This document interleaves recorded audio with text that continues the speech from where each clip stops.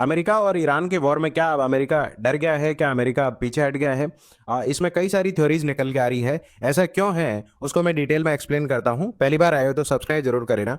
Basically Trump ने कल बोला कि हम लोग सेकंड राउंड ऑफ टॉक्स के लिए अब रेडी हैं। ईरान से हम बातचीत करेंगे दूसरी राउंड ऑफ टॉक्स के लिए। अब आप सोच के देखें, ईरान और यूएस की पीस टॉक्स ऑलरेडी फेल हो गई, उसके बाद में ईरान पर अमेरिका ने कोई मेजर हमला नहीं करा, कोई बड़ा अटैक नहीं करा, और अब बोल रहा है कि हम लोग सेकंड राउंड ऑफ टॉक्स करेंगे, मतलब फिर से बातचीत करेंगे जिससे ये मैटर जल्दी से जल्दी क्या हो जाए, सॉल्व हो जाए। इस बीच सबसे बड़ी बात है कि खुद ने ये इंडिकेशन दिया ट्रंप ने कि वॉर अब ओवर होने ही वाला है, जिसके लिए और ईरान को बहुत टाइम लगेगा रिबिल्ड करने में, वो एक डिफरेंट चीज है। लेकिन ट्रंप खुद बोल रहे हैं वॉर क्लोजर टू एवर, मतलब वॉर जल्दी ही खत्म होने वाला है।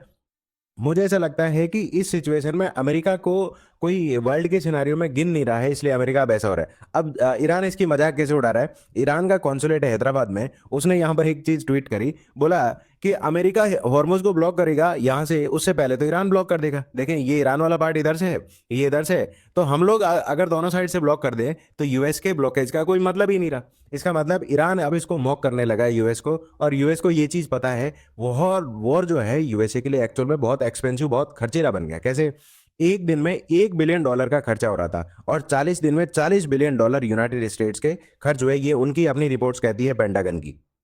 अब सबसे बड़ी बात, कल इस ब्लॉकेज के बाद में भी एक चाइना की जो शिप है वो स्ट्रेट ऑफ हॉर्मुज को क्रॉस कर गई। इसका मतलब अब यूनाइटेड स्टेट्स को के लिए ये अपने आप में डिफिकल्ट हो रहा है कि वर्ल्ड के सिनारियो में अब उसको लोग एक तरीके से कंट्रीज जो हैं वो गिन ही नहीं रहे हैं, अब उसका कोई ज़्यादा कंसिडरेशन नहीं ले रहे हैं। मुझे लगता है कि यूएसए को ये चीज़ रियलाइज हो गई, इसीलिए ये जल्दी से जल्दी चाहता है कि भाई कैसे ही करके पीस डील साइन हो जाए और ये ब्लॉकेज खत्म हो।